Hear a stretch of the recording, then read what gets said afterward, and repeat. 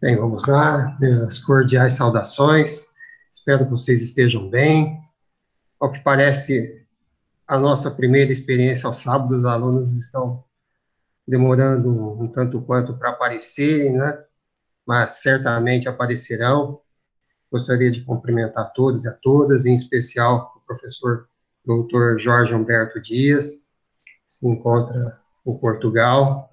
É a nossa primeira masterclass internacional que vamos ter a honra de estar fazendo, né, e com um convidado muitíssimo especial, que é o Jorge Humberto Dias. Eu vou tomar a liberdade de fazer um breve resumo da biografia de Jorge Humberto, para logo depois estar passando a palavra a ele. Bem, Jorge Humberto Dias tem um doutoramento europeu em filosofia pela Universidade Nova de Lisboa, com estágio na Universidade Sevilla, Espanha.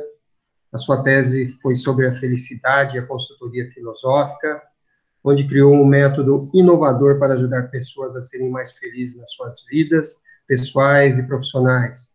Realizou cursos importantes sobre a ciência da felicidade na Universidade da Califórnia, sobre a filosofia da gestão na Universidade de Paris, Saclay, em aconselhamento filosófico na Society for Philosophy in Practice do Reino Unido. É professor convidado no curso de pós-graduação da Atlântica Executive sobre gestão de pessoas e felicidade organizacional. É docente da AMA, protocolo com a Universidade Lusófona, na primeira disciplina do mundo sobre filosofia aplicada ao ator, criada com a famosa atriz Yolanda Laranjeiro, do canal português de televisão SIC. Já lecionou na Universidade de Sevilha, na Universidade de Barcelona, Espanha, e na Universidade do Minho, Portugal. Atualmente dá consultas de aconselhamento filosófico no Gabinete Project. É professor convidado de filosofia aplicada na Universidade Vasco de Quiroga, México. É professor convidado de aconselhamento filosófico na Pragma School, Itália. Coordenador do projeto de investigação Perspectivas sobre a Felicidade, Contributos para Portugal no World Happiness Report, ONU, sediada na Universidade Católica Portuguesa. É investigador do Praxis, Universidade da Beira Interior. É embaixador do Plano Nacional de Ética no Desporto. Então, com esse que, vejam só, é um breve resumo do currículo de Jorge Humberto Dias, vamos ter hoje a honra de estar presente com vocês. Então, Jorge, em nome do Centro Universitário Claretiano, em nome dos alunos da filosofia brasileiros, gostaríamos de dar a você os nossos cumprimentos, as nossas boas-vindas. A palavra e o momento é seu. Olá, muito boa tarde. Muito obrigado, professor Edson, por essas amáveis palavras e por essa apresentação.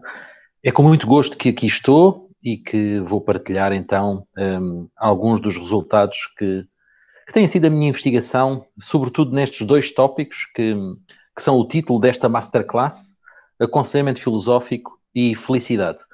Para isso, preparei um PowerPoint para partilhar convosco, que vou já iniciar a partilha. Eu penso que será fácil de o fazer. Muito bem.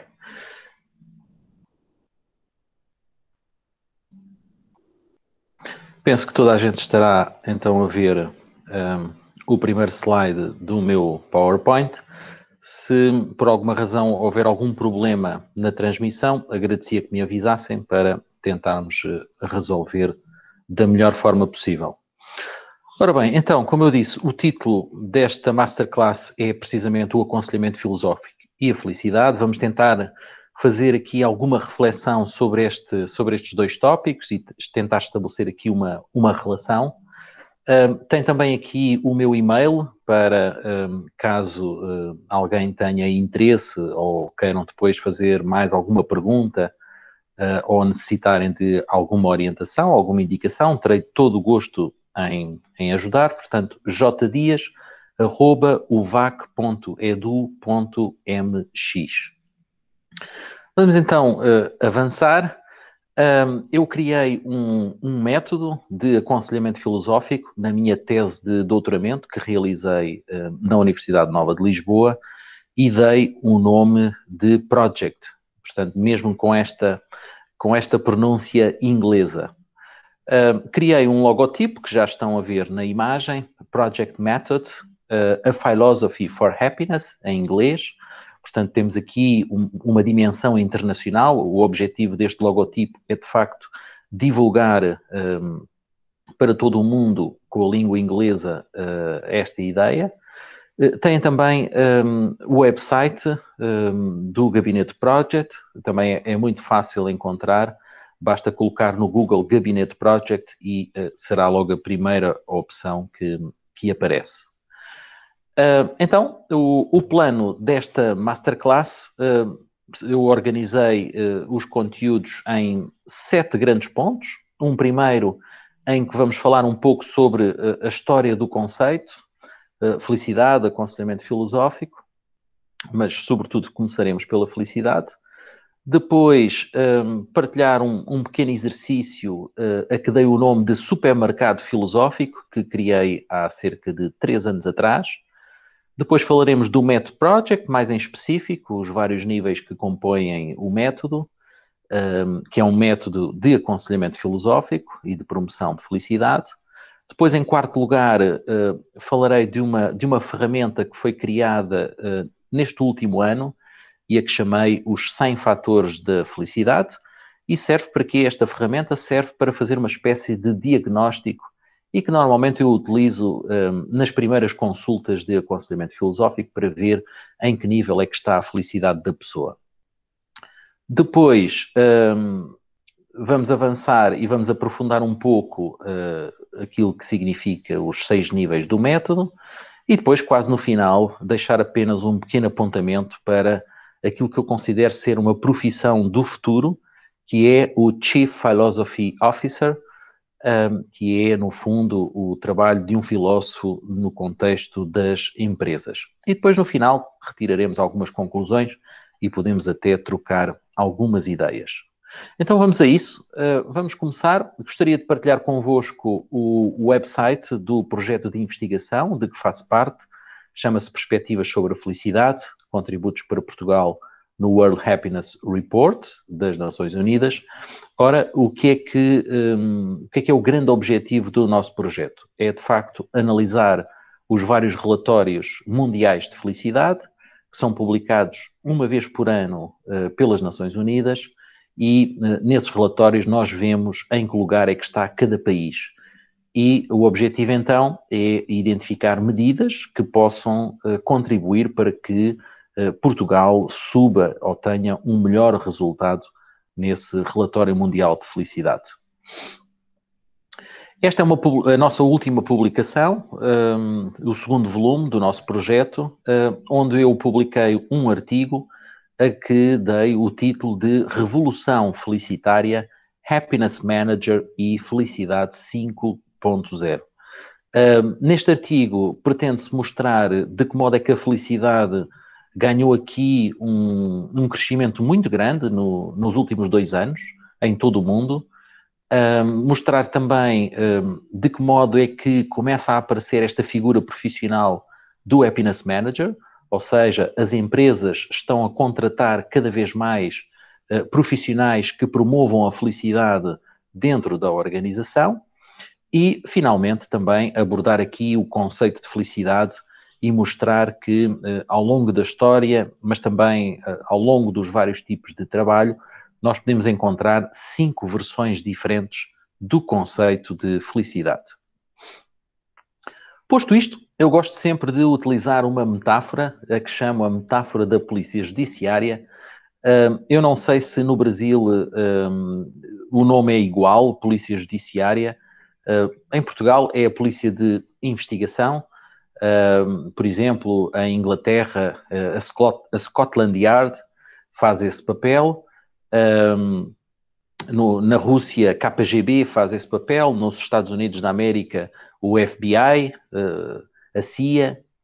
Portanto, são aqui alguns exemplos deste tipo de polícia. Portanto, a polícia de investigação normalmente é fundamental que saiba realmente onde estão as coisas. E, portanto, esta metáfora ajuda-nos aqui, do ponto de vista filosófico, a termos uma clara consciência de que é importante termos os conceitos claros, termos as definições dos vários conceitos também bastante organizadas. Para quê? Para que as pessoas possam saber do que é que estão a falar e, pelo menos, saberem que estão a falar da mesma coisa. Nós sabemos que, do ponto de vista filosófico, às vezes corremos esse risco porque muitas vezes as pessoas têm conceitos diferentes, têm teorias diferentes, visões diferentes, e isso muitas vezes pode dificultar o diálogo filosófico.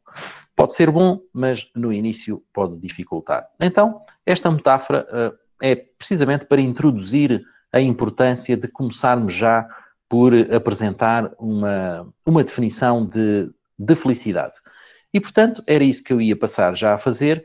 A minha definição de felicidade é exatamente esta, ou seja, a felicidade é um estado de consciência que avalia o resultado dos projetos ao longo de toda a vida. Portanto, podemos aqui talvez sublinhar algumas palavras-chave, a palavra consciência, a palavra avaliação, é fundamental avaliar. Sabemos que muitas vezes as pessoas fazem uma avaliação da sua vida em momentos limite, não é? Ou seja, quando morre uma pessoa, quando perde o emprego, quando entra numa situação de divórcio. Portanto, só normalmente em situações difíceis é que as pessoas fazem avaliações da sua vida. Obviamente que o ideal é que as pessoas façam com mais frequência avaliações da sua vida. O ideal é que as pessoas fizessem todos os dias uma pequena avaliação da sua vida, normalmente ao final do dia. Não conseguindo fazer isso, pelo menos uma vez por semana, no dia em que a pessoa não trabalhar, poderá ser um bom dia para fazer essa avaliação. Do ponto de vista profissional, o que é que costuma acontecer? Nas consultas de aconselhamento filosófico, normalmente existe a oportunidade, e acontece sempre, fazermos essa avaliação com as pessoas. Outra palavra-chave é precisamente o resultado, ou seja, só existe felicidade quando nós conseguimos ter um resultado positivo dos projetos que nós temos na nossa vida. E isto faz-nos já lembrar aqui, por exemplo, a perspectiva de Aristóteles, que dizia que só no final da vida é que eu posso saber se fui feliz ou não, se tive uma boa vida ou não. E, portanto, também podia sublinhar aqui a palavra projeto. Portanto, podíamos resumir consciência, avaliação, resultado e projeto, 4 palavras-chave para nos ajudarem aqui a perceber o que é que significa o conceito de felicidade. E aqui também a palavra projeto, se eu tivesse que escolher destas 4, se tivesse que pôr por ordem de importância, talvez colocasse projeto em primeiro lugar, resultado em segundo lugar, avaliação em terceiro lugar e consciência em quarto lugar, invertendo aqui um bocadinho a ordem. Vamos já falar sobre projeto, mas antes disso gostava de fazer-vos uma sugestão de leitura. Este dicionário saiu no ano passado, 2019, Dicionário de Educação para o Empreendedorismo, foi publicado pela editora Gradiva, onde eu tenho alguns artigos publicados. Sugeria este, que penso que é o mais adequado para esta masterclass. Projeto de Vida é a entrada da minha autoria e está entre a página 638 e a página 641. Neste artigo fica bastante claro todas estas ideias que estou aqui hoje a partilhar convosco. Ora, então, como eu estava a dizer, esta palavra-chave, projeto, é fundamental nós termos noção do que é que significa e muitas vezes o que é que acontece. Este slide que estão a ver neste preciso momento pretende passar a ideia de que muitas vezes existe uma pessoa, que é a imagem que vocês têm à esquerda, e depois existem os projetos fora da pessoa, não é? Em frente à pessoa. E, portanto, essa não é a melhor ideia para falar de projeto neste contexto que nós estamos aqui a desenvolver. O que nós queremos dizer é algo ligeiramente diferente. É dizer que pessoa e projeto são exatamente a mesma coisa. Portanto, uma pessoa é um projeto. Obviamente que depois, numa segunda análise, podemos sempre dizer que cada pessoa tem projetos na sua vida, evidentemente. E esses projetos que tem na sua vida, aí sim é que são os pequenos ou grandes projetos que a pessoa vai desenvolvendo ao longo da sua vida. Mas esta ideia fundamental que eu gostaria de deixar já clara desde o início é que uma pessoa é um projeto. E até faz-me lembrar aquela expressão de um filósofo alemão, Martin Heidegger, que dizia que o ser humano é um projeto fundamental. Pode-nos ajudar aqui também a compreender um pouco melhor. Ora, então, o projeto implica talvez aqui 3 grandes categorias. A categoria do tempo, a categoria da construção e a categoria do plano, da planificação, do planear.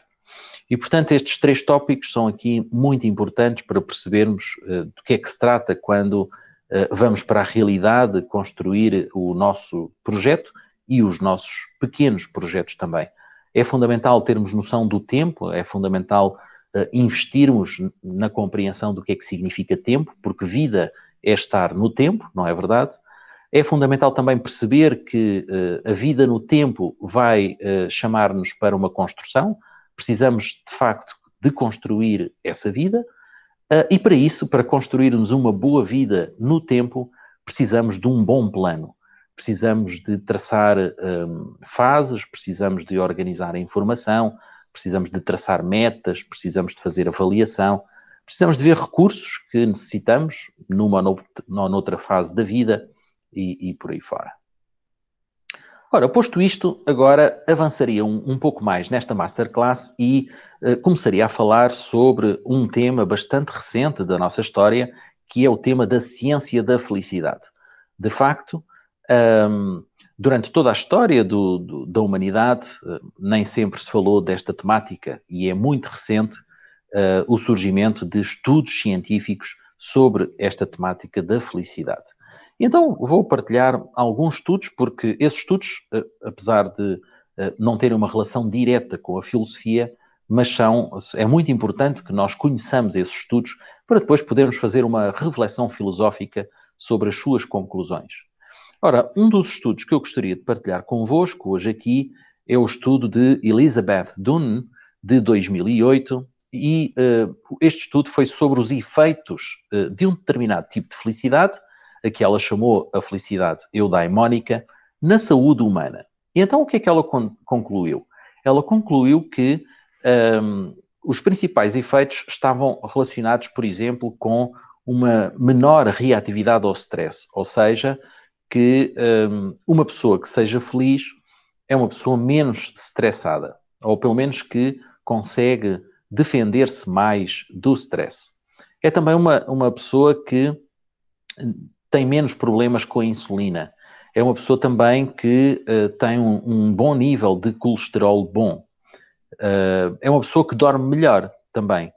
E hoje sabemos que para a medicina, por exemplo, um bom sono é um dos melhores medicamentos que existem. E finalmente concluiu também esta investigadora que uma pessoa feliz é uma pessoa que não tem uma atividade cerebral com depressão. Portanto, temos aqui efeitos muito interessantes e também importantes para a saúde humana no caso de promovermos a felicidade nas nossas vidas.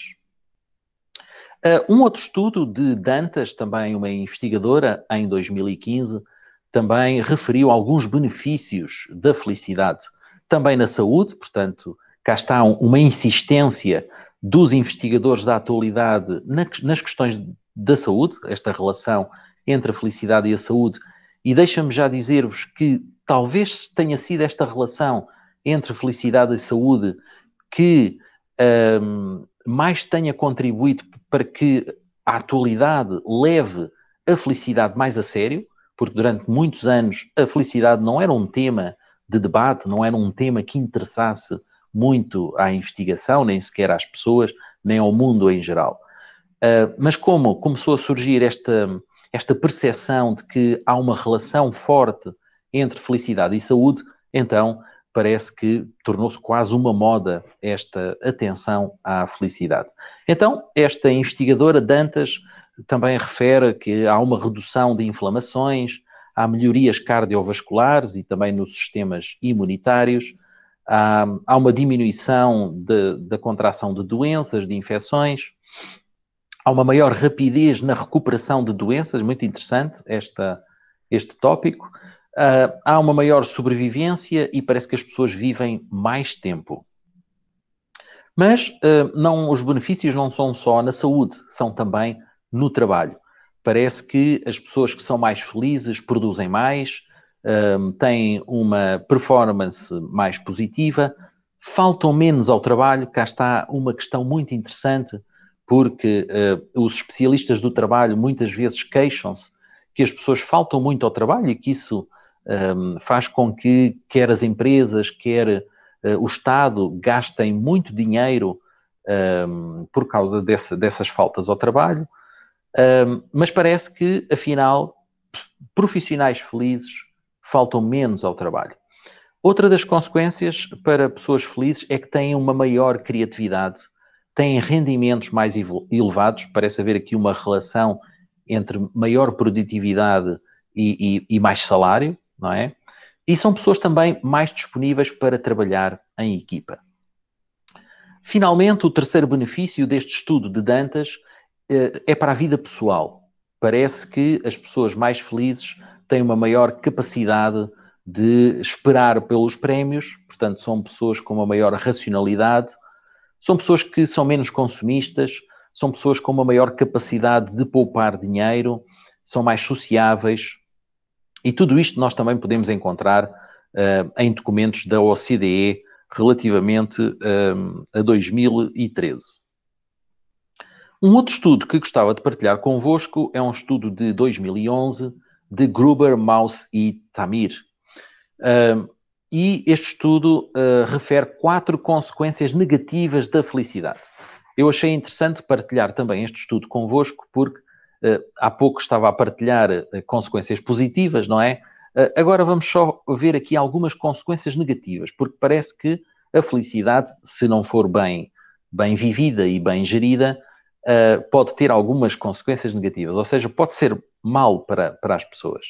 A primeira consequência negativa é que felicidade a mais pode retirar criatividade e segurança. A felicidade também não é adequada em todas as situações.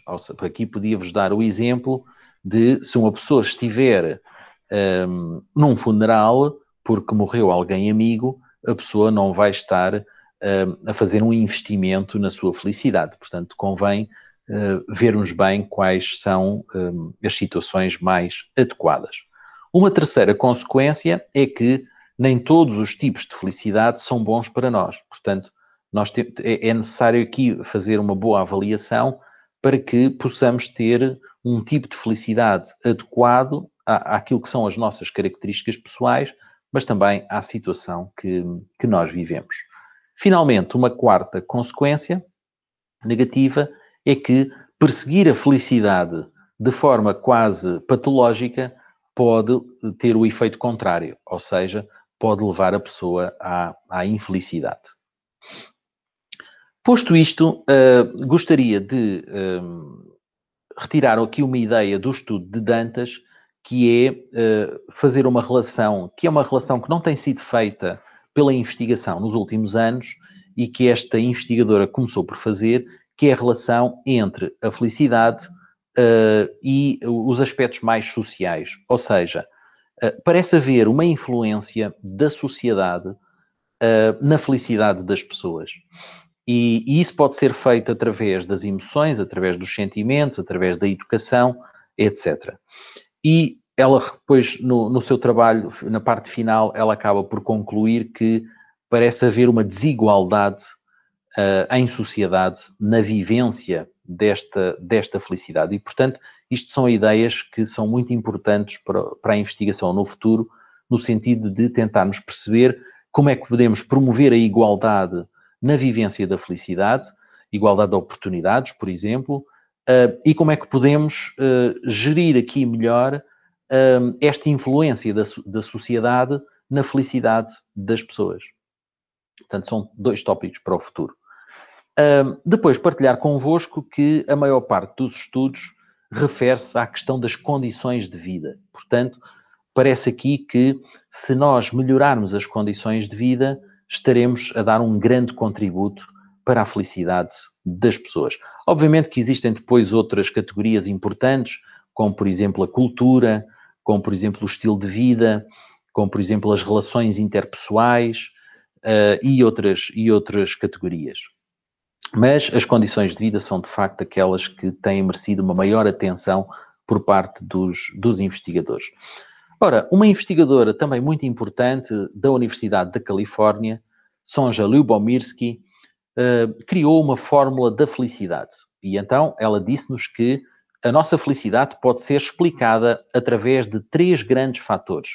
O maior de todos é a genética, ou seja, esta professora da Universidade da Califórnia diz que 50% da nossa felicidade pode ser explicada através da genética. 40% da nossa felicidade pode ser explicada através daquilo que é a nossa mente. E, finalmente, os últimos 10% podem ser explicados através da circunstância. Ora, esta fórmula, quando a Sonja Lyubomirsky divulgou esta fórmula, gerou muito debate, muita polémica, nem todas as pessoas concordaram com esta fórmula, porque, de facto, faz-nos pensar como é que é possível a genética ter tanto poder de influência, mas também como é que é possível a circunstância ter tão pouco poder de influência.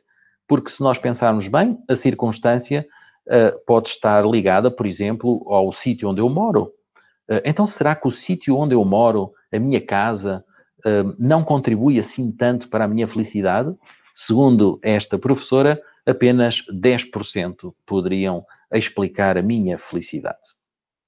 Avançando, gostaria de partilhar convosco também dados importantes sobre as questões que mais afetam a satisfação no trabalho, por exemplo, e aqui temos informação do Job Satisfaction Index de 2016. E o que é que diz este índice? Este índice diz que o que afeta mais as pessoas no local de trabalho não é o salário. E é interessante porque nós podemos pensar que é o salário que move mais as pessoas ou que levam as pessoas a mudar de trabalho, porque é que as pessoas saem de um trabalho e vão para outro. De facto, não é o salário. Neste índice, o salário está em último lugar, apenas com 0,4. O que está em primeiro lugar é o propósito, ou seja, o sentido, a missão, ter uma causa por que lutar, com 2,6, de facto, é aquilo que leva as pessoas a mudar de trabalho, a procurar um trabalho que de facto contribua para a sua realização pessoal. Muito interessante estes resultados. Isto também aqui poderia nos levar a fazer aqui uma comparação interessante, por exemplo, entre o mercado de trabalho farmacêutico, a indústria farmacêutica, e o mercado de trabalho da indústria do tabaco. Ora, que diferenças é que os especialistas têm encontrado entre estes 2 mercados de trabalho? Têm encontrado que os grandes talentos estão a ficar na indústria farmacêutica e estão a sair da indústria do tabaco. E porquê? Porque, de facto, na indústria farmacêutica ainda é possível ter o propósito de salvar vidas, de melhorar a saúde da humanidade. Enquanto que na indústria do tabaco esse propósito não existe, embora exista o propósito do salário. De facto, a indústria do tabaco cresceu muito, e até podia dar-vos aqui o exemplo da China. Na China, a indústria do tabaco tem produzido milhões, mas a questão é que os grandes talentos não valorizam tanto o salário e valorizam mais o propósito. E, portanto, a indústria farmacêutica tem crescido nesse aspecto. Tem conseguido captar grandes talentos para a sua área. Ora, posto isto, uma questão que podemos deixar no ar é como promover a felicidade nas pessoas e nas organizações. Teríamos aqui duas dimensões interessantes para olharmos em separado e para depois tentarmos juntar. Porque uma coisa é promover a felicidade nas pessoas, outra coisa é promover a felicidade nas organizações. Ora, olhando agora para aquilo que são os dados da OCDE, sabemos que existem dois grandes âmbitos que contribuem para a felicidade das pessoas no mundo. O primeiro é a qualidade de vida, que inclui a sua saúde, o equilíbrio trabalho-vida, a educação, as competências, as conexões sociais, o envolvimento cívico e governança, a qualidade do ambiente, a segurança pessoal e o bem-estar subjetivo. O segundo âmbito é as condições materiais, que incluem os rendimentos, a riqueza, o emprego, os ganhos e as habitações. A OCDE tem também um índice da vida melhor, que está disponível online, é muito fácil de encontrar. Foi criado em 2011 e eu gostaria de chamar-vos aqui a atenção apenas para um tópico, que é o tópico da satisfação com a vida, que inclui a avaliação de saúde, a avaliação de escolaridade, do rendimento, da realização pessoal e das condições sociais. A OCDE estabelece uma relação quase direta entre a satisfação com a vida e a felicidade.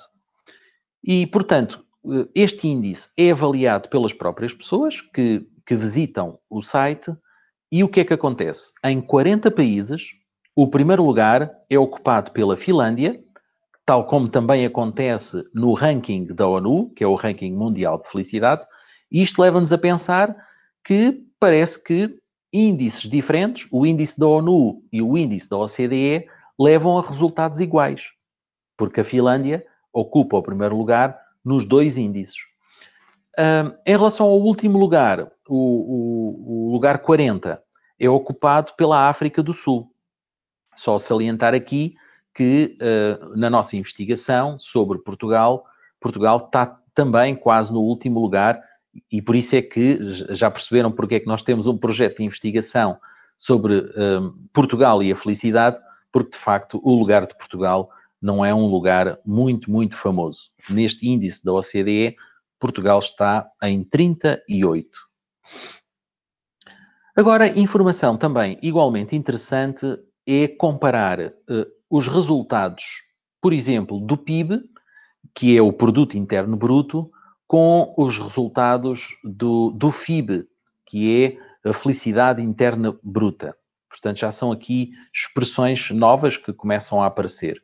Se nós virmos bem, quais são os países que estão em primeiro lugar do ponto de vista do PIB? Temos os Estados Unidos da América em primeiro lugar, temos a China em segundo lugar. Mas estes países, os Estados Unidos da América e a China, não estão em primeiro lugar no ranking da felicidade. É curioso. Mas se olharmos para os países que estão em primeiro lugar no ranking da felicidade, que é a Finlândia, a Dinamarca, a Noruega e a Islândia, estes são os 4 primeiros países do ranking da felicidade, esses países não estão também em primeiro lugar no ranking do PIB. Estão, por exemplo, o melhor lugar é o da Finlândia, que está em 17º. Ora, então, que conclusão é que nós podemos retirar daqui? É que não existe uma relação direta entre o dinheiro e a felicidade. Portanto, os países que produzem mais e que são mais ricos não são os mesmos que aqueles países que têm mais felicidade. E, portanto, isto é uma informação que devemos ter em conta. Na nossa investigação, nós temos olhado para o lugar de Portugal, temos acompanhado o lugar de Portugal nos vários relatórios. O primeiro relatório surgiu em 2012, onde Portugal estava em 73, depois passou para 85, 88, 94.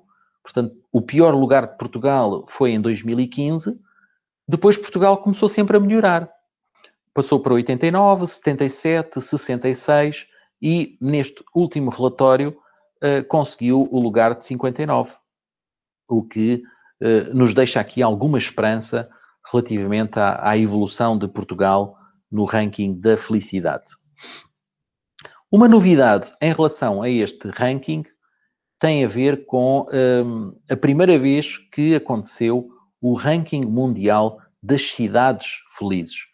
Portanto, até aqui tínhamos um ranking só com países. A partir de agora, vamos passar a ter também o ranking das cidades felizes. Ora, se nós já estávamos preocupados com o lugar de Portugal como país, agora ainda ficamos mais preocupados com o lugar das cidades, e a cidade que representa Portugal aqui é Lisboa, e Lisboa ainda está num lugar pior do que está Portugal como país. Ora, Lisboa como cidade está no lugar 101, num total de 186 cidades. Ora, só para ficarem com a informação, quais os países que têm ficado em primeiro lugar ao longo da história?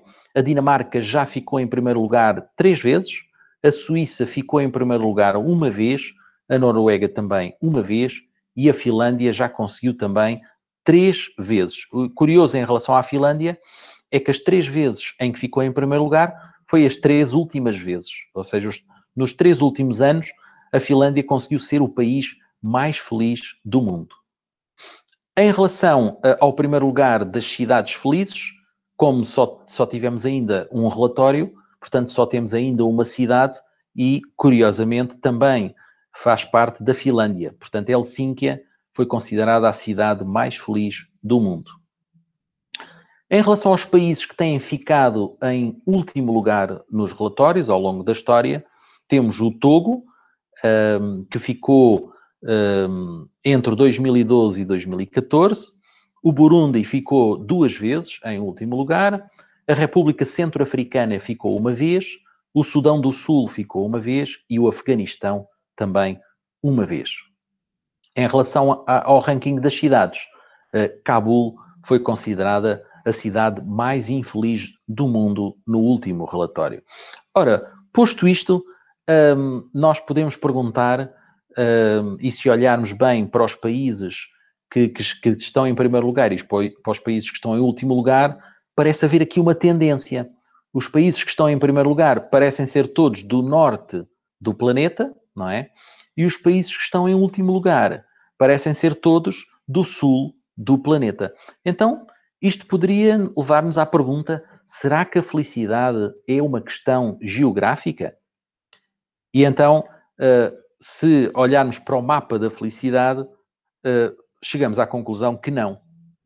Ora, vocês podem ver com cor verde os países mais felizes do mundo, e de facto temos ali uma zona do planeta que é no norte do planeta, onde existem esses países, mas se olharem para a direita, conseguem ver toda uma zona vermelha, e se olharem mais para a esquerda, também veem uma zona azul.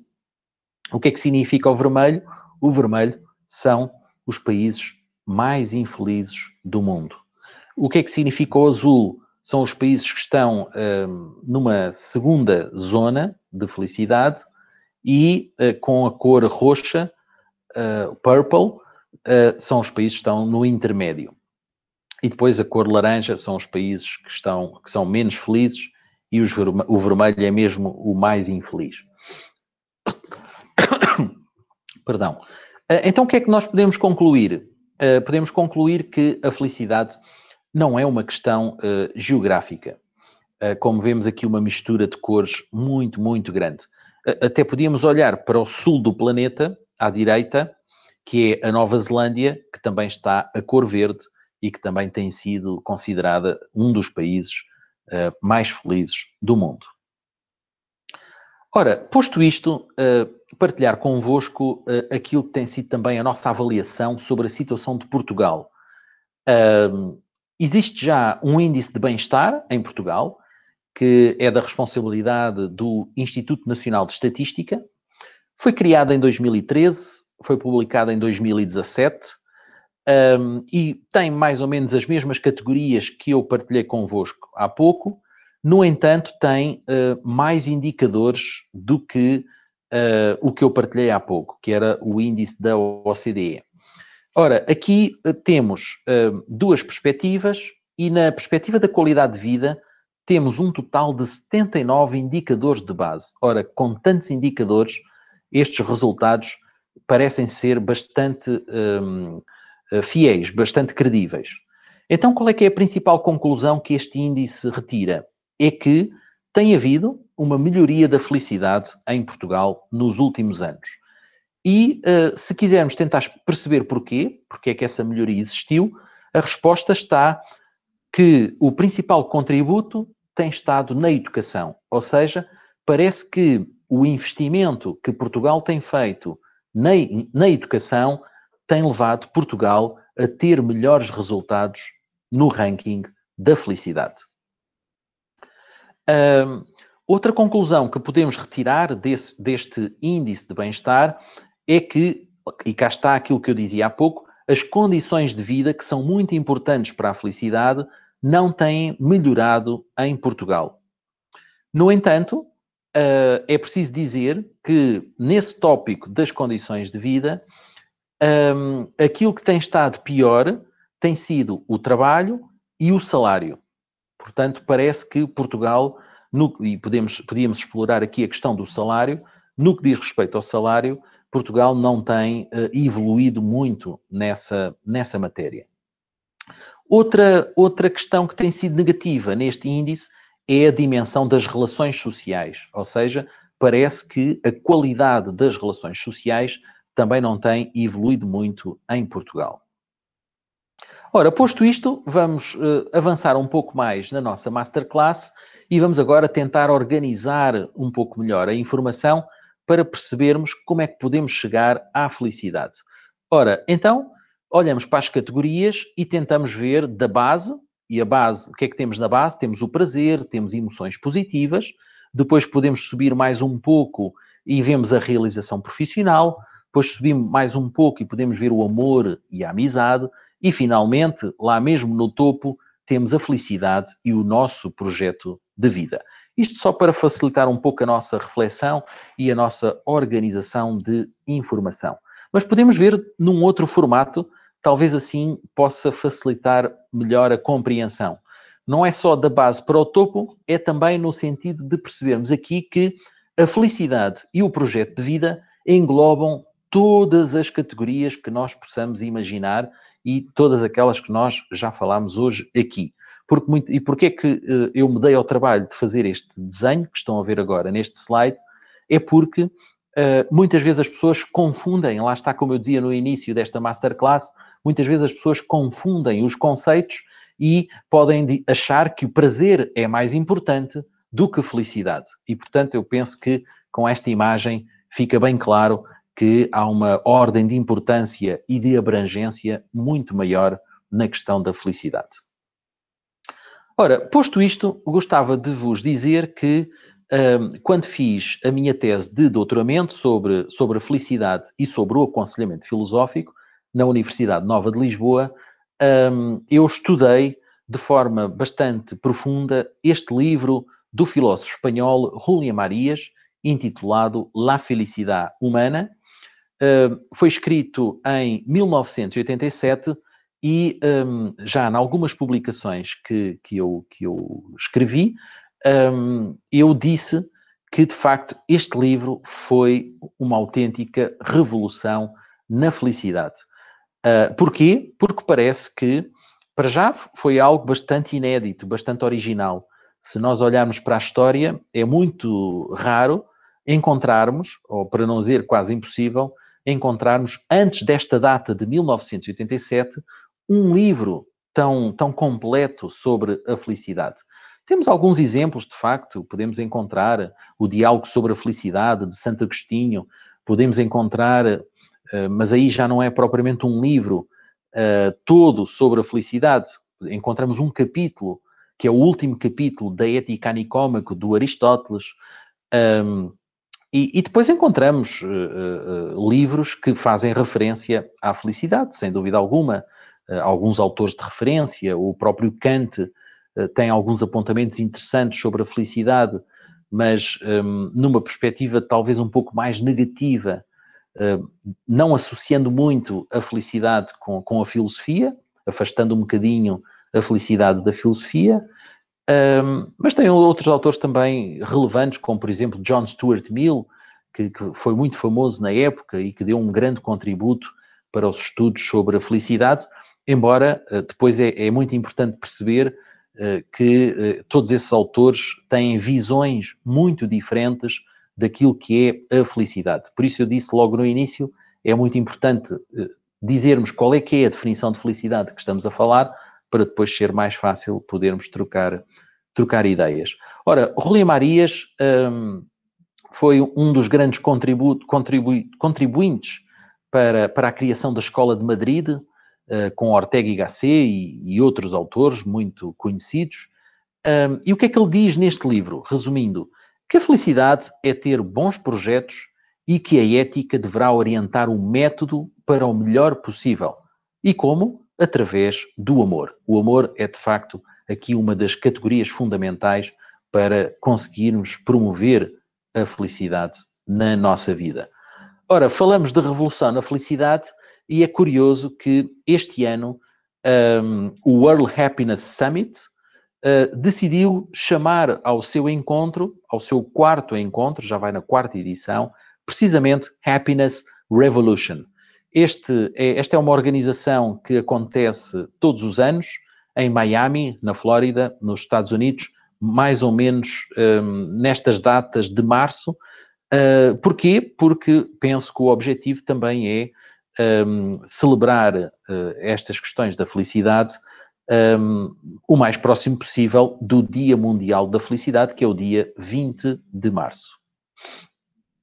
Ora, posto isto, gostava de partilhar convosco algumas entrevistas que nós temos feito a profissionais de felicidade, no sentido de tentarmos então perceber, para já, o que é a felicidade, o que é que estes profissionais que trabalham em empresas grandes, pequenas, em projetos de trabalhador independente, entre muitas outras possibilidades, o que é que eles entendem por felicidade e o que é que significa ser um profissional de felicidade numa empresa. E então começámos a ter algumas ideias sobre o que é que faz um gestor da felicidade numa empresa. Ora, ele faz a medição da felicidade, quer das pessoas, quer da própria empresa, tenta dar uma atenção àquilo que é a inovação, a diferença, estar muito atento a questões como discriminação, por exemplo. É também um profissional que tenta motivar para a cooperação, é um profissional que olha para o sentido, para os valores da empresa, para os valores da pessoa, é um profissional que ouve as pessoas, que está atento e é um profissional que também faz aqui um contributo muito importante para aquilo que hoje se chama a humanização das empresas. Ora, podíamos perguntar, mas quais é que podem ser as grandes vantagens de ter um profissional destes numa empresa? Ora, eu trouxe aqui este slide com 6 razões interessantes. Por exemplo, podemos começar pela primeira. 67% dos empregados com comida grátis no trabalho estão mais satisfeitos com a sua empresa atual. Ter amigos no local de trabalho aumenta a satisfação em 50%. Esta terceira ideia, então, eu penso que ainda é mais impactante, que é vendedores felizes vendem mais 37%. É impressionante este resultado. 36% dos trabalhadores dariam $5.000 por ano para serem felizes na empresa. Ora, estes dados são preocupantes, ou seja, significa que há pessoas que estariam disponíveis a perder dinheiro do seu salário só para serem felizes na empresa onde estão.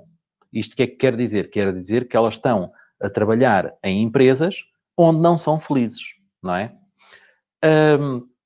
A quinta razão é que empresas com trabalhadores felizes aumentam a competição em 20%. E hoje nós sabemos muito bem que a competição é fundamental para vencer num mercado de trabalho cada vez mais agressivo. Finalmente, a sexta razão é que trabalhadores felizes ficam 10 vezes menos doentes. Cá está a questão que eu dizia há pouco de faltar ao trabalho. Ora, posto isto, nós começámos a fazer algumas entrevistas, entrevistámos vários Happiness Managers. O primeiro foi o Fábio Pina, que era Happiness Manager da empresa tecnológica Obey. Depois, a dada altura da nossa investigação, colocámos a questão perfeitamente natural: quem é que teria sido o primeiro Happiness Manager em Portugal? Algumas pessoas diziam que tinha sido o Fábio Pina, outras pessoas começaram a dizer que não, que tinha sido Nadine Baltazar na empresa Sodexo, outras pessoas diziam que teria sido José Canedo na empresa Nanny for Me, Crianças Felizes. Portanto, depois entrevistámos então todas essas pessoas ao longo do nosso projeto de investigação, nestes 2 últimos anos, e começámos a chegar à conclusão que o número de Happiness Managers estava, de facto, a aumentar. E então sentimos necessidade de começar a ter também aqui alguns casos de empresas. Então fomos também investigar na literatura, e é um livro que eu vos aconselho a ler, que é o livro de Shawn Achor, que tem como título O Jeito Harvard de Ser Feliz. E nesse livro vocês vão encontrar o caso da empresa de seguros MetLife. E o que é que... qual o interesse deste caso, desta empresa de seguros? É que esta empresa tinha como critério de contratação, e isto é muito raro nós vermos, o otimismo das pessoas. E podíamos perguntar, qual o impacto de ter este critério para contratar pessoas para esta empresa? O que aconteceu foi que, ao fim de um ano, os colaboradores otimistas produziram mais 19% do que os colaboradores mais antigos. E vejam, 19% já é um bom resultado. Vejam o que é que aconteceu ao fim de 2 anos. Mais 57%. Portanto, isto de facto são números impressionantes. O aumento da produção nesta empresa. Ora, então, o que é que podemos dizer sobre isto? Shawn Achor disse que 25% tem a ver com a inteligência e com as competências técnicas, ou seja, com toda esta informação nós podemos prever o sucesso numa organização, e esse sucesso é com base 25% na inteligência e nas competências técnicas. Mas o resto, os outros 75%, é com base no otimismo, na conexão social e na gestão do stress. Ora, então, isto significa que nós devemos investir mais precisamente nesta última dimensão, ou seja, devemos investir em ser otimistas, em promover boas conexões sociais e em tentar diminuir o stress ao máximo. Um outro estudo que gostaria de partilhar convosco é talvez um dos estudos mais importantes da atualidade, é o estudo de Deneve, e diz que os trabalhadores mais felizes produzem 13% mais. Obviamente que este estudo é muito situado numa empresa tecnológica do Reino Unido, que é British Telecom, e que desenvolveu uma série de questões pertinentes e que hoje estão a fazer pensar todos os grandes investigadores de todo o mundo. Seja como for, faltava-nos aqui um estudo sobre estas questões e, portanto, já temos, e hoje já podemos dizer, sem qualquer problema, que a felicidade interfere nos resultados de produção das empresas. Porque muitas vezes as pessoas perguntavam o que é que pode, de facto, mudar a produção numa empresa. Muita gente pensava que seria o dinheiro. Hoje está muito claro que a felicidade promove mais resultados do que propriamente o dinheiro. Isso foi uma inversão muito grande nos estudos sobre a felicidade. Mas há outros dados interessantes, não vou aqui estar a desenvolver todos esses dados, apenas dar aqui algumas indicações, como, por exemplo, as condições climáticas, de alguma forma, interferiam negativamente na felicidade destes trabalhadores. Não podemos esquecer que estamos a falar do Reino Unido, e sabemos que no Reino Unido está sempre a chover, praticamente, e, portanto, era um desafio desta organização tentar que os seus colaboradores produzissem mais. Ora, através das condições climáticas era muito difícil, portanto, era necessário encontrar aqui alternativas a essa produção. E então, quando se descobriu que a felicidade era uma dessas alternativas, então a gestão dessa empresa começou então a mudar as suas práticas. Algumas sugestões que este estudo deixa para a gestão das empresas, e que foi claramente positivo, a que foi mais positiva foi permitir aos trabalhadores fazer algumas tarefas a partir de casa, e isto poderia ser interessante para o futuro das empresas. Em vez de organizar o horário de trabalho 5 dias por semana no local de trabalho, haver aqui uma mistura, por exemplo, 3 dias por semana no local de trabalho e 2 em casa, ou enfim, ou fazer um outro tipo de organização. Outra sugestão, mas tem mais a ver com o impacto negativo, são as diferenças salariais, ou seja, este estudo aponta para a ideia de que não devem existir muitas diferenças salariais dentro da própria empresa. Finalmente, este estudo conclui que existem na atualidade 2 tendências, que é, hoje as empresas estão a valorizar cada vez mais a felicidade e estão a perceber que quanto mais felicidade na empresa, melhores poderão ser os resultados nessa mesma empresa. Agora, gostaria de vos falar de alguns desafios para o futuro. O que é que, de facto, vale a pena nós fazermos no futuro para tentarmos ainda melhorar um pouco mais estas questões? Claramente, as questões tecnológicas. Hoje já existem muitas empresas que estão a tentar criar aplicações para o telemóvel, para o computador também, no sentido de facilitar ainda mais e tentar conseguir aqui resultados mais rigorosos ainda. Portanto, se nós tivermos uma aplicação que pode estar disponível no telemóvel do colaborador, então pode ser muito mais fácil medir a felicidade e depois, com essa informação, a gestão da empresa poderá fazer um trabalho muito melhor no sentido de ter aqui mais resultados. Ora, entrando agora nas questões mais filosóficas, tal como fizemos com a felicidade, perguntar o que é a felicidade e propor aqui uma definição de felicidade, e agora íamos fazer o mesmo com a filosofia. O que é a filosofia e tentarmos aqui propor uma definição de filosofia, tendo em conta aquilo que nos interessa mais, que é, efetivamente, o aconselhamento filosófico. Ora, quando pensamos no aconselhamento filosófico, temos que ter noção que o aconselhamento filosófico surge nos anos 70 do século passado, com uma grande tendência na filosofia muito clara de que a filosofia tem que ser aplicada, de que a filosofia tem que ser algo útil no dia-a-dia das pessoas. Então, nesse sentido, gostava de partilhar convosco algumas publicações atuais que mostram claramente esta vivacidade da filosofia aplicada no mundo. Podemos ver o Lego e a filosofia, Batman e a filosofia, Dr. House e a filosofia, Harry Potter e a filosofia, ou seja, hoje praticamente escreve-se sobre todos os temas e sobre esta relação entre a filosofia e todos estes temas, no sentido de mostrar que a filosofia pode estar, de facto, em quase todo o lado.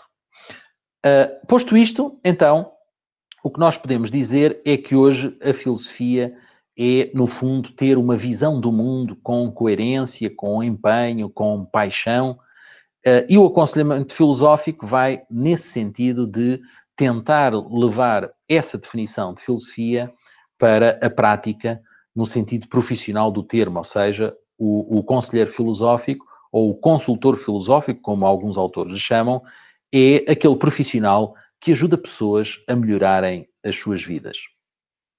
Podíamos fazer aqui um pequeno exercício, só no sentido de tentarmos ver alguns problemas filosóficos bastante clássicos da filosofia. Podem fazer isso aí apenas mentalmente.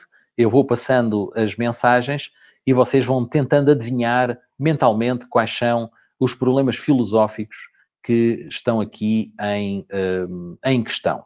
Então, começaríamos aqui por esta primeira imagem e eu perguntar-vos-ia qual é que acham que é o problema filosófico que está nesta imagem. Ora, muitas pessoas responderiam que é o problema da morte, não é?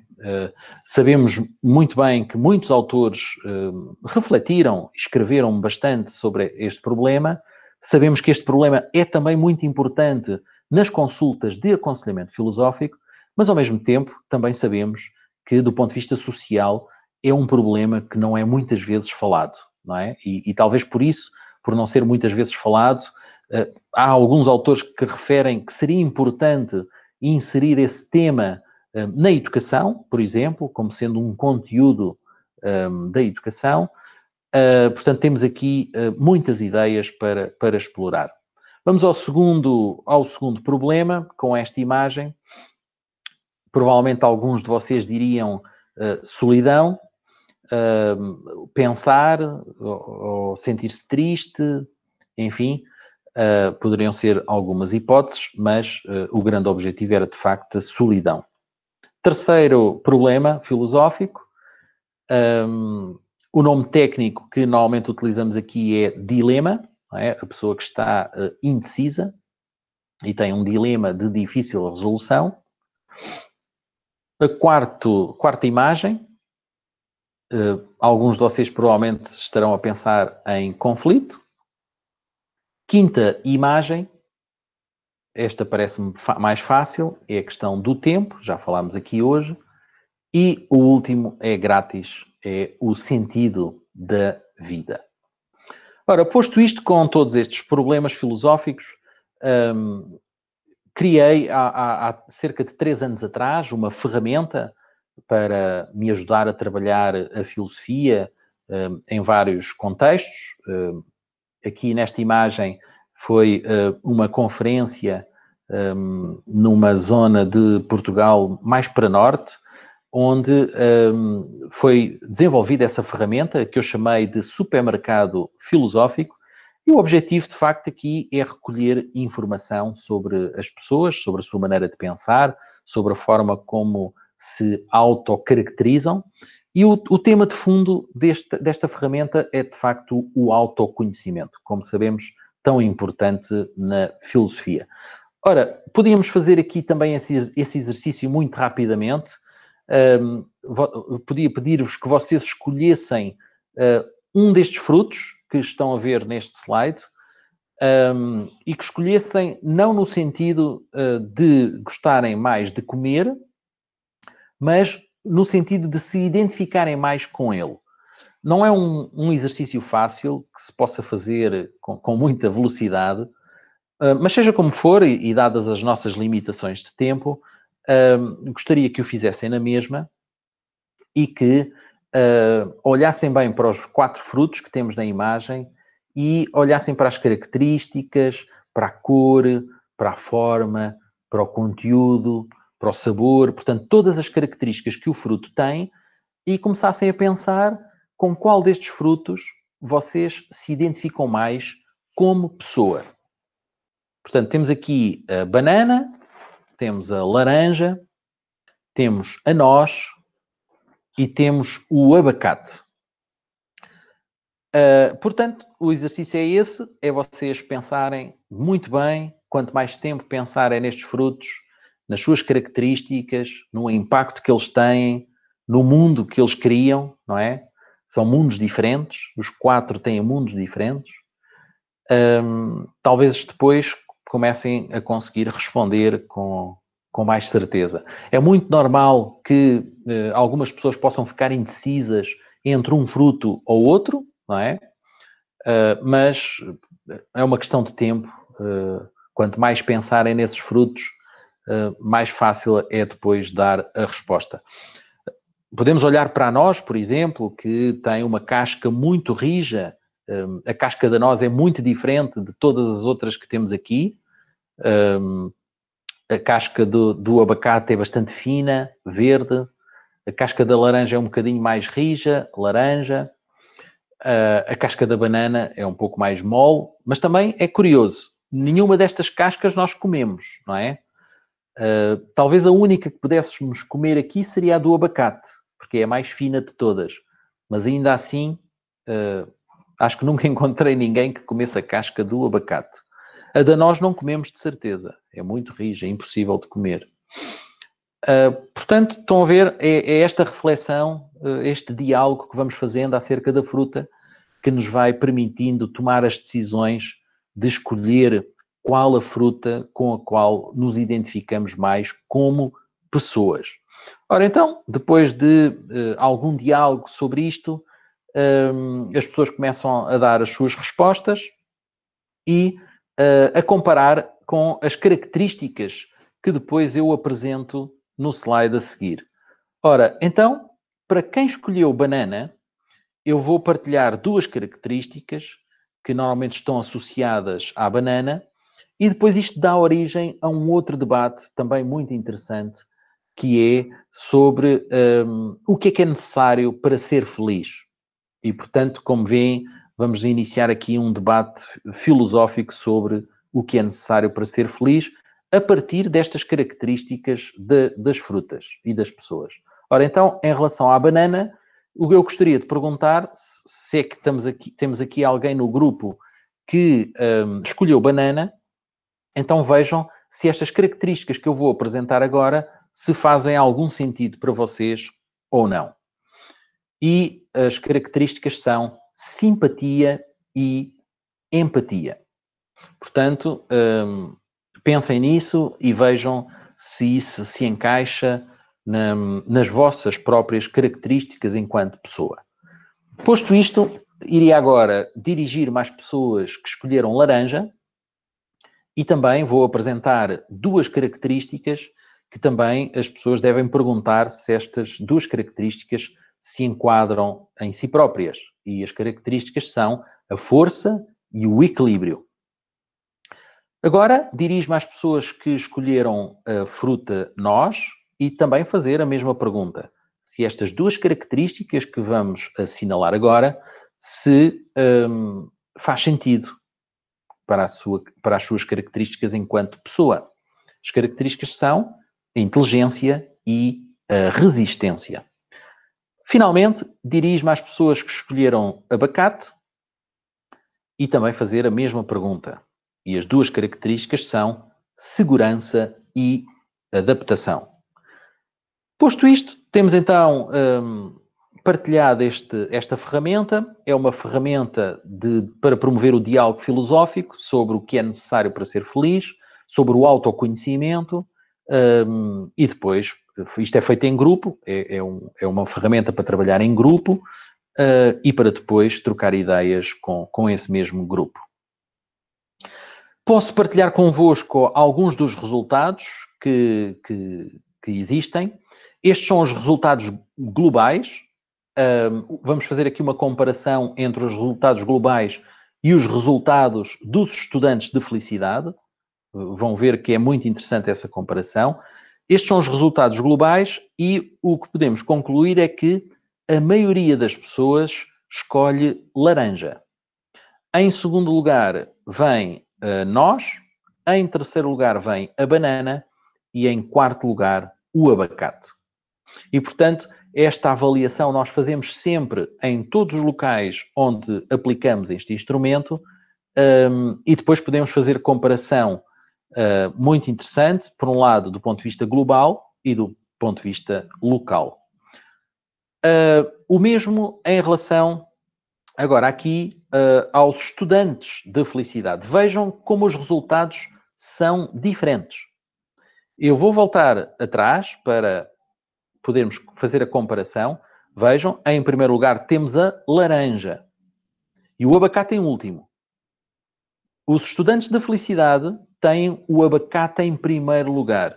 Ora, isto foi um resultado que nos deixou a pensar imenso. O que é que isto significa? Significa que os estudantes de felicidade têm resultados diferentes relativamente aos resultados globais. Portanto, isto, de um certo ponto, até pode ser positivo. E porquê? Porque, à partida, os estudantes de felicidade têm como grande objetivo vir a trabalhar numa empresa sobre a felicidade. E, portanto, isto pode querer dizer que os estudantes de felicidade têm um perfil diferente do que a maioria das pessoas.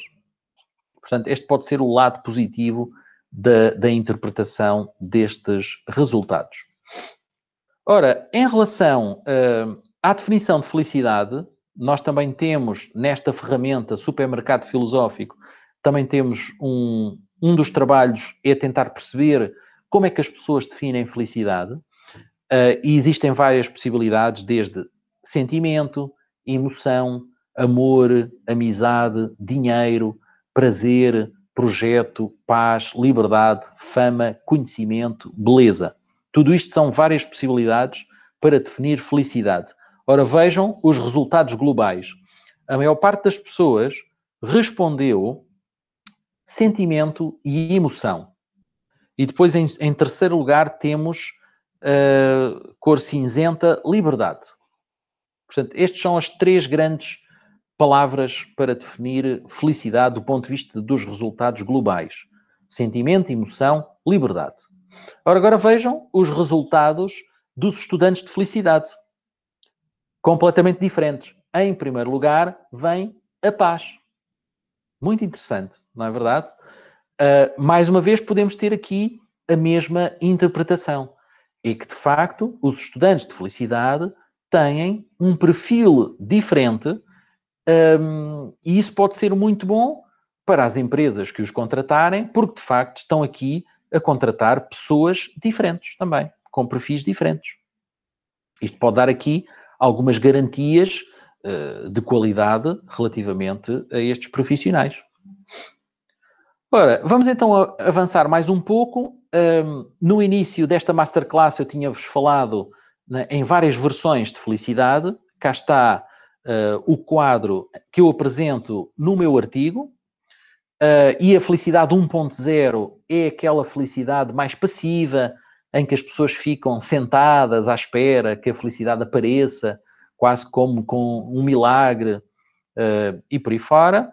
É também uma felicidade mais emocional, mais reativa. A felicidade 2.0 é uma felicidade mais ativa, em que as pessoas utilizam algumas técnicas para promover a felicidade, mas ainda assim é uma felicidade ainda dependente dessas mesmas técnicas. A felicidade 3.0 é claramente a felicidade social, é a felicidade que se vive em sociedade. Portanto, também é aqui uma felicidade dependente da sociedade em que se vive.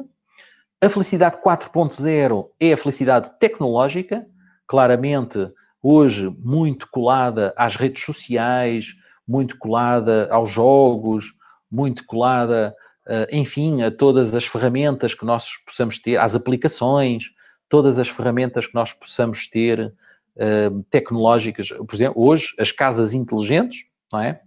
Hoje já existem janelas que baixam e levantam, não é? Consoante a posição do Sol, por exemplo.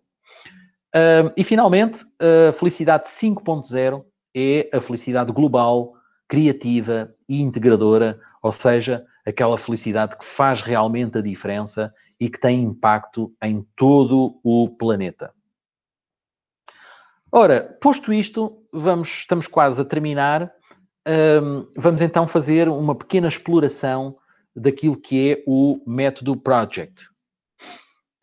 Portanto, este método foi validado no meu doutoramento europeu em filosofia, feito na Universidade Nova de Lisboa, com um estágio no grupo de investigação Filosofia Aplicada, Sujeito, Sofrimento e Sociedade da Universidade de Sevilha, em Espanha.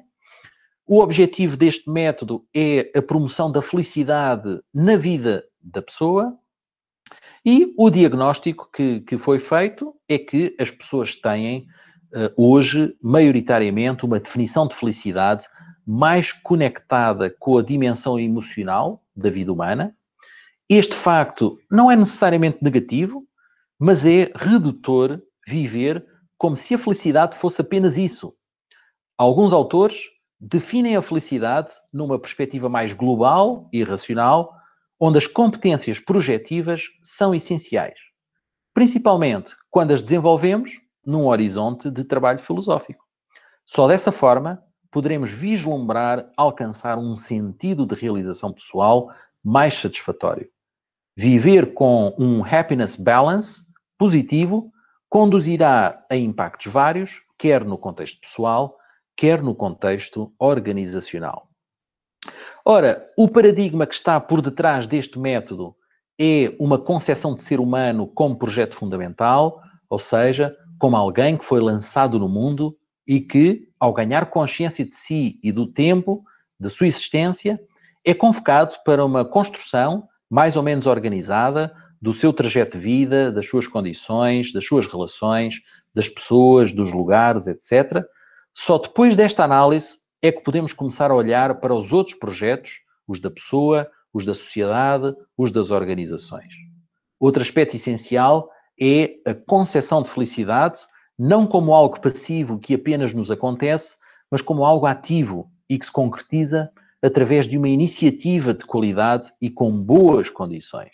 Ora, o MET Project divide-se em 6 níveis diferentes e já lá iremos. Só partilhar convosco que este método já foi trabalhado em muitas cadeiras, que o professor Edson já referiu aqui na apresentação que fez, portanto, em várias universidades, não vos vou estar a amassar com essa informação agora. Também webinars em várias empresas. Já tenho aqui, como podem reparar, em cor amarela, esta masterclass que estamos aqui a trabalhar hoje. E, portanto, à medida que vamos trabalhando em vários eventos, vamos acrescentando nesta listagem. Também já foi explorado este método em vários livros, em vários artigos científicos, quer portugueses, quer de outros países, também do Brasil, do México, de Itália, da Rússia, da Coreia do Sul, etc., e sejam teses de doutoramento, sejam dissertações de mestrado, entre muitos outros capítulos de livros e muitas outras coisas. Ora, posto isto, avançamos para a ferramenta que eu vos falei, de diagnóstico. Portanto, quando as pessoas vão à consulta, preenchem esta ferramenta, os 100 fatores da felicidade pessoal, e isto permite dar-nos aqui uma informação sobre como é que a pessoa está na sua felicidade pessoal, se está com muitos problemas, se está com muitos déficits ou não, ou se é uma pessoa até que tem uma vida feliz. Portanto, vamos ficar com muitos dados, muita informação mesmo sobre essa pessoa. Ora, esta ferramenta está dividida em 5 grandes categorias. A primeira categoria tem a ver com as circunstâncias de vida. E dentro desta categoria temos 19 subcategorias que têm a ver com a idade, o género, o dinheiro, saúde, alimentação, cultura, etc. Depois, a segunda categoria é o bem-estar emocional, que também se divide em mais 23 subcategorias que têm a ver com as emoções, a curiosidade, a depressão, o stress, a gratidão, a memória, as preocupações, a atitude, etc. A terceira categoria é o bem-estar físico, que também se subdivide em mais 12 subcategorias, que envolvem a música, a arte, o riso, as recordações, o sono, a dança, as tecnologias, etc. A quarta categoria tem a ver com os relacionamentos, que também inclui mais 16 subcategorias, que inclui, por exemplo, o amor, o sexo, a família, a religião, a bondade, os amigos, entre outras coisas.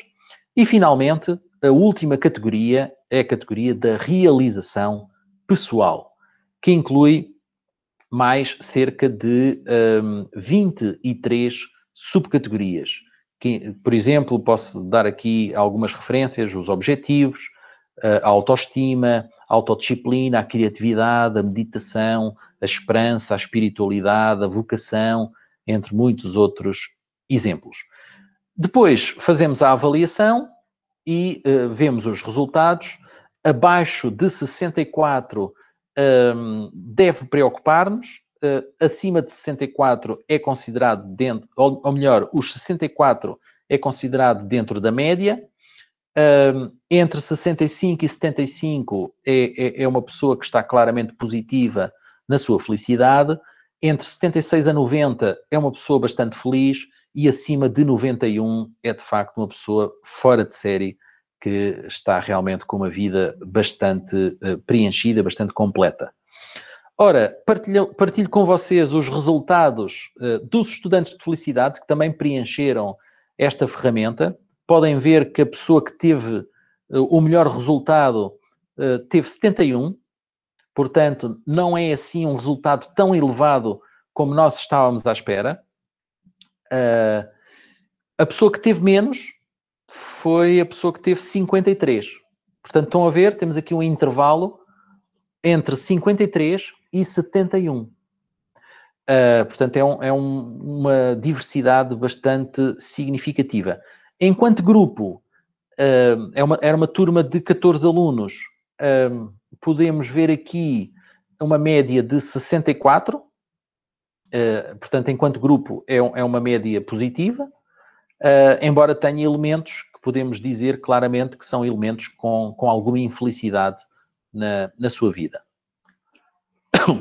Esta ferramenta permite-nos ainda saber quais são as categorias em que as pessoas têm piores resultados. E então, é a partir desta informação, destas categorias, que nós podemos organizar depois as consultas de aconselhamento filosófico para sabermos o que é que vamos trabalhar com as pessoas. Então, temos aqui alguns exemplos em que os resultados foram piores. A beleza, as ilusões, a depressão, que é a categoria 27, a gratidão, a 36, a memória, 37, tecnologias, 46, conflitos laborais, conflitos no local de trabalho, a categoria 74, e a categoria 88, que é os pontos fortes, ou seja, provavelmente estamos aqui perante pessoas que têm alguma dificuldade em gerir os seus pontos fortes. Em relação ao Method Project, só dizer aqui que, como já falámos, são os projetos que estão na base desta construção de felicidade e, portanto, estamos aqui a falar de 6 níveis de trabalho com as pessoas. O que é que fazemos nestes 6 níveis? No primeiro nível, identificamos os projetos na vida da pessoa. No segundo nível, analisamos a estrutura de um projeto. No terceiro nível, relacionamos o projeto com a vida da pessoa, nomeadamente no que diz respeito aos valores e ao sentido. No quarto nível, agrupamos projetos e definimos aplicações. Num quinto nível, reforçamos no sentido de motivar. Isto depois é uma questão de analisarmos com algum cuidado, mas tentar no sentido de reforçar a filosofia de vida da pessoa. E no nível 6, vamos verificar a sua realidade e importância. E depois, este nível 6 pode nos levar novamente ao nível 1, ou então pode nos levar ao fim do processo de consulta. Vamos então terminar esta masterclass com este último tópico. E, portanto, segundo algumas informações que nós temos, estamos a ver na atualidade um aumento das empresas a contratarem cada vez mais filósofos. O Facebook é um dos exemplos. Andrew Taggart em Silicon Valley, nos Estados Unidos. Lou Marinoff na Comissão Federal de Eletricidade no México e também no Fórum Económico Mundial, também tem uma colaboração bastante forte e significativa. Roger Steer na Nationwide Building Society e na BP no Reino Unido são alguns dos exemplos interessantes. Mas existem muitos outros. E, portanto, segundo o historiador Harari, no seu livro de 2019, considerou que filósofo seria uma das profissões do futuro, numa listagem que ele apresentou nesse livro. E, portanto, termino esta masterclass com esta expressão, Chief Philosophy Officer, como sendo um profissional de filosofia que pode usar estas ferramentas que eu partilhei hoje aqui convosco no trabalho de uma empresa, no sentido de tentar com que a empresa, por um lado, seja mais feliz, mais humana, mas, por outro lado, também consiga mais resultados e uma produção maior. Termino, então, a minha apresentação. Agradecer a vossa paciência, a vossa atenção e dedicar talvez agora alguns minutos para algumas questões que queiram colocar ou alguns comentários que queiram fazer. Muito obrigado pela vossa atenção. Nós que agradecemos, Jorge Humberto. Muito interessante a abordagem que você apresentou para nós, essa construção teórico-prática que você fez, enfim, e que nós acreditamos que certamente trará uma contribuição muito importante para a filosofia aplicada e para o aconselhamento. Viu? Confesso que fiquei aqui deslumbrado com tudo isso. E estamos abertos agora para as perguntas. Eu gostaria de fazer uma pergunta, é mais de contextualizar alguns dados que você apresentou para nós.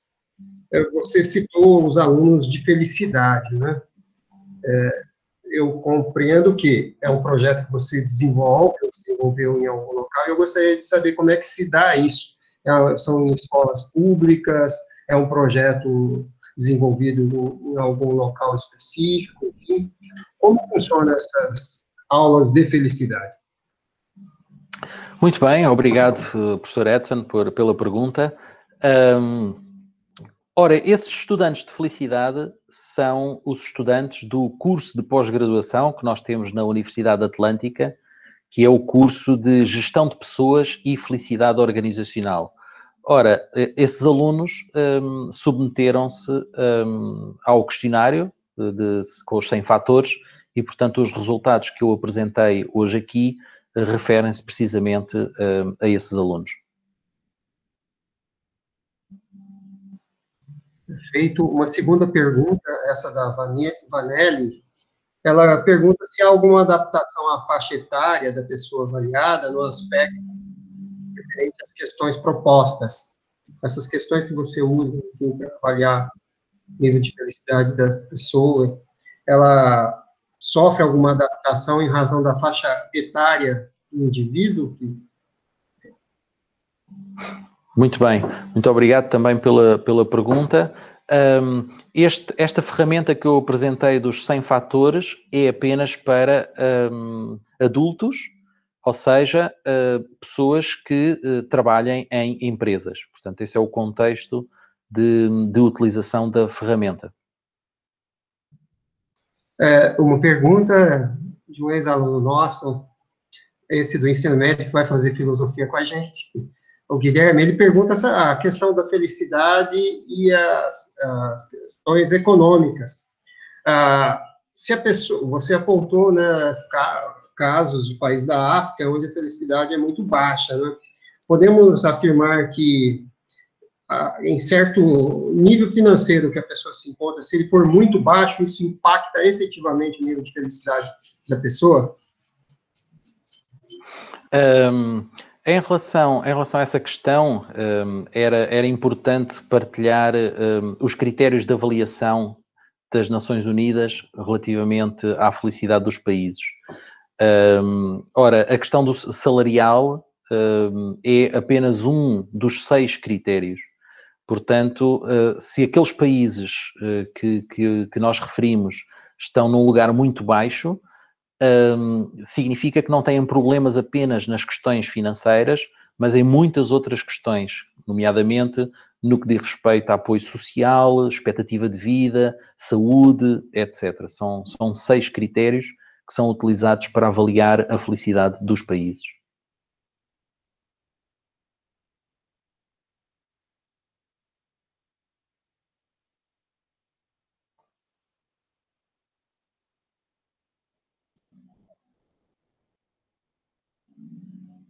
Não sei se há mais alguma questão. Ah, sim, perdão, eu estava com o meu microfone desligado. Sérgio Mascoli, o WHOQOL, Inventário de Qualidade de Vida da OMS, pode ser considerado um padrão para a felicidade?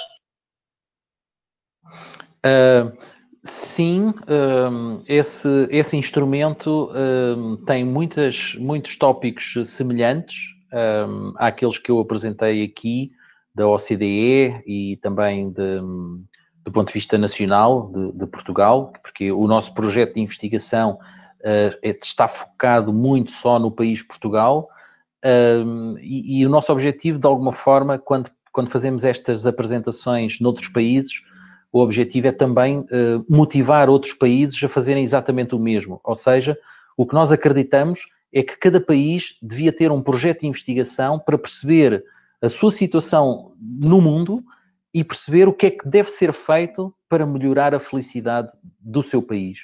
E, portanto, nós demos o passo relativamente a Portugal, porque estávamos muito preocupados com a situação portuguesa, e, portanto, desafiamos os países que também não estão bem colocados no ranking a desenvolverem também um projeto semelhante e, obviamente, teremos todo o gosto, se pudermos ajudar, contem connosco que daremos todo o apoio necessário. A próxima pergunta do Alessandro se encaixa nessa sua última colocação. Ele pergunta se existiria a possibilidade desse estudo ser aplicado a nível de desenvolvimento de políticas públicas visando a felicidade da população. Em termos de política pública, o que poderia ser feito para que as pessoas fossem mais felizes a partir de seu estudo? Mais uma excelente pergunta, muito obrigado. De facto, esse é o nosso grande objetivo. Nós estamos agora na fase das entrevistas, como vos disse. Temos como objetivo entrevistar 100 profissionais de felicidade dos mais diversos setores. Já entrevistámos políticos que, de alguma forma, mostraram também interesse pela felicidade. A maior parte das pessoas que temos entrevistado são profissionais que trabalham em empresas e que são ou happiness managers ou são CEOs que dizem que a visão da empresa tem que incluir a felicidade. Neste momento já entrevistámos 67 profissionais. Quando chegarmos ao número 100 vamos fechar esta fase e depois vamos passar por uma fase seguinte que é de facto o tentar identificar quais são as medidas que Portugal tem que implementar para melhorar no ranking. E essas medidas, obviamente que muitas delas poderão ser implementadas pelas várias organizações em Portugal, mas, acima de tudo, a nossa prioridade vai ser indicar as medidas para que o governo português possa implementar numa escala nacional e possa, de facto, fazer com que os resultados sejam muito mais profundos do que propriamente em escalas locais. A Vaneli pergunta se, de alguma forma, a avaliação dos propósitos seguem ou podem seguir o esquema da pirâmide de Maslow, que se usa em gestão de pessoas. Muito bem. Sim, é muito interessante essa ferramenta que o psicólogo americano nos deixou. No entanto, já sabemos que existem estudos mais recentes que tentam, de alguma forma, construir uma visão mais completa, no sentido de tentarmos perceber aqui que, e há um exemplo sempre que eu gosto de dar, que é o exemplo do bombeiro. O bombeiro consegue salvar uma pessoa e muitas vezes tendo fome e tendo as suas necessidades básicas por satisfazer, não é? Aliás, sabemos que o bombeiro põe em causa a própria vida, ou seja, põe a pirâmide toda de Maslow em causa para salvar a vida de outra pessoa que pode estar no meio de um incêndio, não é? E portanto, eu chamo a atenção, existem hoje estudos muito interessantes que vêm, de alguma forma, aproveitar aquilo que Maslow fez, mas tentando melhorar um bocadinho mais aquilo que foi a sua visão na altura. As duas últimas perguntas, né? A do Paulo Rogério, ele queria saber mais sobre as linhas metodológicas utilizadas, quais os recursos humanos e técnicos que você utilizou para a coleta dos dados que você apresentou para nós. O que eu posso fazer, talvez seja mais fácil, é colocar aí no chat o link do projeto de investigação, onde podem encontrar todas essas informações e depois, quem quiser, poderá facilmente ter acesso a toda essa informação. Já acabei de colocar o link, onde podem encontrar o site do projeto de investigação e onde estará essa informação. Bem, para encerrar, há uma pergunta do Dieter. Ele coloca, né, a citação de Gruber e Maus, né, a respeito da ação negativa da felicidade na criatividade. Como é que se dá isso? Ser feliz em determinadas circunstâncias pode dispersar a criatividade? Ok. Em relação aos efeitos negativos da felicidade, estamos aqui a falar do quarto último ponto, provavelmente, em que o quarto efeito negativo é um excesso de felicidade do ponto de vista patológico. Ou seja, quando estamos a falar, posso só dar aqui o exemplo daquelas pessoas que têm um perfil obsessivo ou compulsivo, não é? Pessoas muito obsessivas, que, por exemplo, podem confundir aquilo que é o ser humano com o ser um objeto, não é? E hoje vemos muito isso, a exploração do ser humano, o considerar o ser humano como uma propriedade minha e por aí fora. E, portanto, nesses contextos, a felicidade pode ser negativa. Perfeito.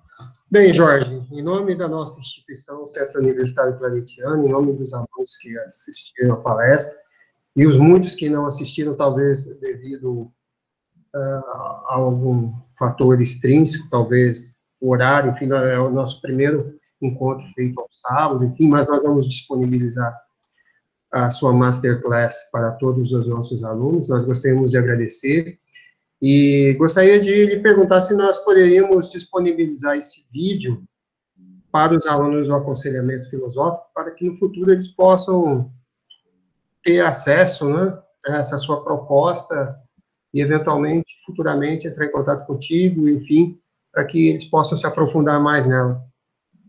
Sim, com todo o gosto. Muito obrigado pelo convite. Poderão usar a informação que eu disponibilizei. Aliás, o objetivo de um investigador é, de facto, contribuir para a melhoria do mundo e, portanto, se aquilo que eu partilhei hoje aqui convosco contribuir também para melhorar os vossos trabalhos, as vossas realidades, já ficarei também muito feliz. Muito obrigado. Ao que parece, a felicidade hoje está sendo compartilhada. Né? Agradecemos muito a você, aos demais, esperamos vê-lo em breve e torcemos para que em breve o Brasil possa vir a conhecer o seu projeto, né? Muito obrigado, até mais. Obrigado. Muito obrigado a todos, obrigado pelo convite e até uma próxima oportunidade.